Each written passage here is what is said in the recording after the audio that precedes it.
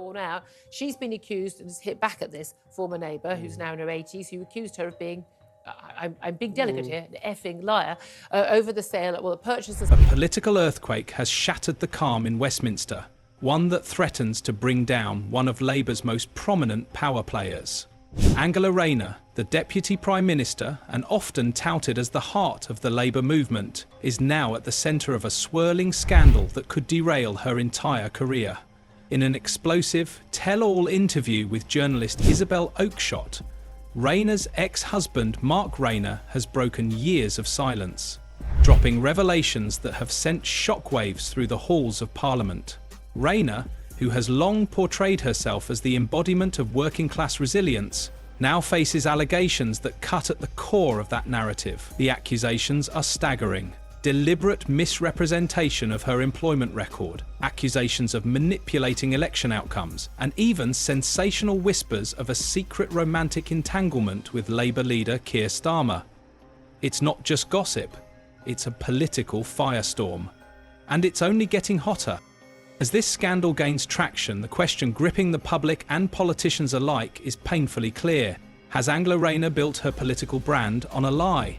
The controversy erupted into full-blown crisis mode when a trove of internal documents leaked from Stockport Council landed in the hands of investigative reporters.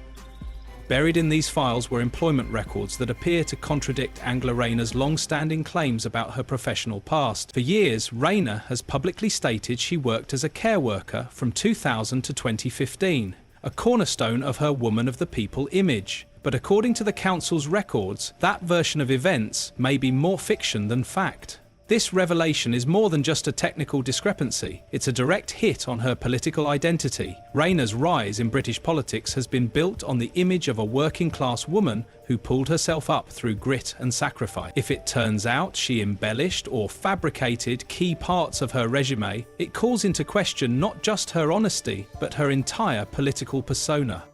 And so the obvious question arises, why would a senior politician feel the need to distort something as fundamental as their employment history?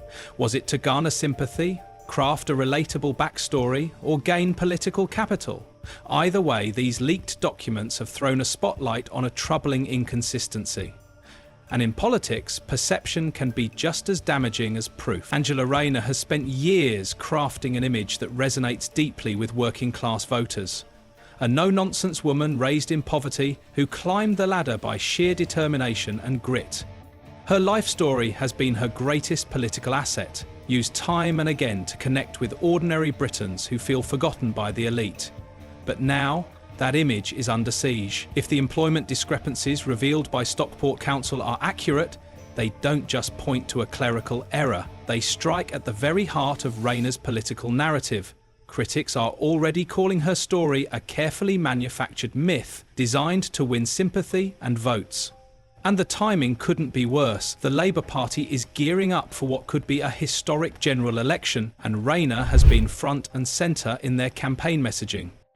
The betrayal some feel is palpable. For many supporters, Rayner represented authenticity in a political world full of polished, out-of-touch elites. But if these revelations are true, that authenticity may have been little more than performance. As the pressure mounts, her critics are sharpening their knives, and even her staunchest allies are growing nervous. Because if Angela Rayner's life story collapses, her political career might go down with it. As expected, the political fallout has been immediate and brutal. Conservative MPs wasted no time seizing the moment, calling for a full-scale independent investigation into Rayner's background and conduct. For them, this is more than a personal scandal. It's an opportunity to challenge Labour's credibility at a critical juncture. Their message is blunt. Angela Rayner has misled the British public, and she must be held accountable. Nigel Farage, never one to mince words, has gone further. The Reform UK leader accused Rayner of betraying the very people she claims to represent. In a fiery address, Farage demanded her resignation, saying her alleged dishonesty disqualifies her from holding any public office. The public put their faith in her, he said, and she spat in their face. This isn't just political theatre. It's a coordinated offensive. Rayner's opponents sense weakness, and they're circling like vultures. Each new headline, each leaked document fuels the narrative that she can no longer be trusted. And yet, the most surprising twist isn't coming from her rivals, but from someone much closer to home. In a move no one saw coming, Mark Rayner, Angela Rayner's ex-husband, has stepped into the spotlight, and what he's revealed has only deepened the chaos. His exclusive interview with Isabel Oakeshott has sent shockwaves through Westminster, not just because of what he said, but because of how he said it. Mark's revelations walk a fine line between explosive and ambiguous. On one hand, he corroborates certain claims about Angela's questionable employment history, confirming that her timeline never quite added up during their years together. On the other hand, he defends her character in emotional tones, describing her as someone who always meant well and suggesting that the pressures of political life may have distorted her judgment. This contradiction has left the public divided. Is Mark Rayner a bitter ex looking for revenge, or is he a reluctant whistleblower finally telling the truth? His statements have only added fuel to an already raging fire. Every quote, every detail he drops carries weight, not just as gossip, but as potential evidence in a scandal with national consequences. Whether intentional or not, Mark Rayner has become a central figure in a political storm that is rapidly spiraling out of control. Of all the revelations Mark Rayner let slip, none has ignited more speculation or more fury than the bombshell allegation of an affair between Angela Rayner and Labour leader Keir Starmer.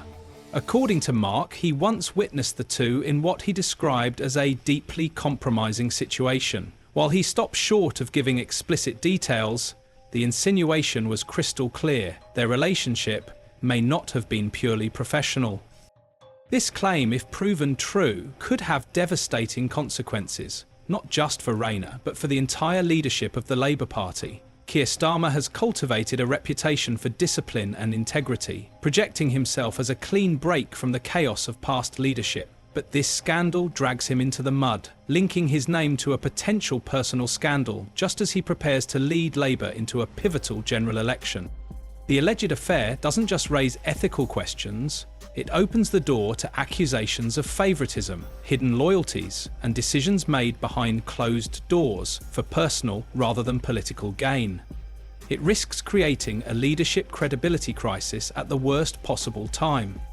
And while neither Rayner nor Starmer has addressed the rumours directly, the silence is growing louder by the day. Just when the narrative seemed firmly rooted in betrayal and scandal, an unexpected layer of emotional complexity surfaced. Recent communications between Angela and Mark Rayner have raised eyebrows, suggesting a potential thaw in their once frosty relationship.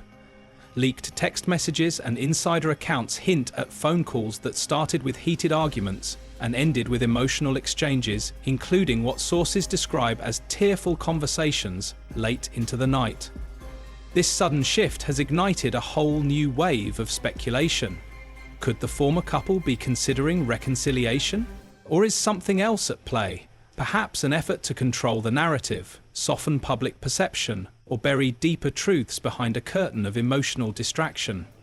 Critics say it's nothing more than damage control, but others point to the very real pain etched across both their lives, wondering aloud whether a shared history is pulling them back together in the face of mounting public pressure.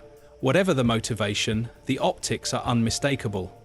As Angela Rayner's political image crumbles, the reappearance of her ex-husband in both the political and personal spotlight adds a layer of unpredictability that even her staunchest allies didn't anticipate. Mark Rayner's re-entry into Angela's life hasn't just stirred up old emotions. It's delivered a potentially fatal blow to her carefully maintained public persona. By voicing his version of events, even if at times sympathetic, he's reopened old wounds and painted a picture of Angela that contradicts everything she's projected to the British public. And that damage may be irreversible. Whether Mark intended to destroy or defend his ex-wife remains unclear, but the outcome is unmistakable. Angela Rayner now finds herself politically bruised, publicly questioned, and personally exposed. Her once rock-solid narrative of working-class triumph has been dented by one man's words, and those words have found their way into every political conversation across the country. Voters who once saw her as authentic now struggle with doubt. Opponents smell blood in the water, and even within Labour's inner circles, nervous glances and hushed conversations suggest that her role in the party's future is no longer guaranteed. This isn't just a scandal, It's a collapse of trust, one that Angela Rayner, no matter how determined, may not be able to recover from alone. As if the personal revelations weren't damaging enough, a far more serious allegation has emerged, one that strikes at the core of the democratic process. Multiple reports now suggest that Angela Rayner may have played a behind-the-scenes role in delaying local elections across 9 Conservative-controlled councils, the areas affected, the very places where Reform UK was gaining momentum and poised for electoral breakthroughs. If true, this isn't just a breach of protocol, it's an affront to democracy itself. Nigel Farage didn't hold back, calling it an unrelenting assault on the public's right to vote. Others have echoed that sentiment, warning that manipulating the electoral timetable for partisan advantage isn't just unethical, it's dangerous. Kevin Hollinrake, Shadow Housing Secretary, was especially scathing. He accused Rayner of weaponising power for political gain, while publicly preaching the virtues of devolution and transparency. Rayner's defence has been to cite council restructuring as the reason for the delays, arguing that the postponement was purely administrative. But for many, that explanation rings hollow, particularly given the highly strategic nature of the councils involved and the coincidental advantage it offered Labour. This isn't a scandal that can be brushed off, it's a potential abuse of democratic norms, and it has set alarm bells ringing across the political spectrum. Angela Rayner's official line is clear: the delays were unavoidable. She points to bureaucratic red tape, council restructuring, and the complexities of devolution as justification for why 9 council elections were postponed. But the public isn't buying it, and neither are her political opponents. The timing of the delays couldn't have been more politically advantageous. Reform UK had been building momentum in precisely those Conservative-held regions, and a delay meant Labour could regroup, reposition, and minimise the threat. That level of coincidence has led many to one conclusion: the delays weren't logistical, they were tactical. To voters already suspicious of political manoeuvring, this only deepens their disillusionment. For them, it's not just about delayed ballots. It's about being denied a voice. It's about politicians once again bending the rules to serve their own interests. And Rayner's insistence on citing governance restructuring hasn't helped. The phrase sounds cold, clinical, utterly disconnected from the lived reality of voters who feel cheated. It's a PR shield, not a sincere explanation. With the media turning up the heat and opposition leaders sharpening their attacks, Rayner's justifications are losing credibility fast. What began as whispers of mismanagement is quickly evolving into a full-blown narrative of political manipulation. Angela Rayner is now facing a storm unlike any in her career, one made more dangerous by the sheer volume and variety of accusations. It's not just one misstep under scrutiny, but a relentless series: dishonesty in her employment record, interference in the democratic process, and deeply personal allegations that could fracture her public and private lives. On their own, any one of these could be survivable. Together, they may prove fatal. The pressure is mounting by the hour. Critics are no longer just calling for answers, they're demanding action. Political commentators warn that Labour's credibility is on the line. Public trust is eroding. Every headline chips away at Rayner's authority. Every new revelation adds to a growing sense that she may no longer be fit to serve. And so the question grows louder, more urgent, more impossible to avoid. Should Angela Rayner step down? Her defenders say no. They claim this is a coordinated smear campaign, timed to destabilise Labour ahead of a critical election. They point to her track record, her resilience, and argue that her private life should remain just that, private.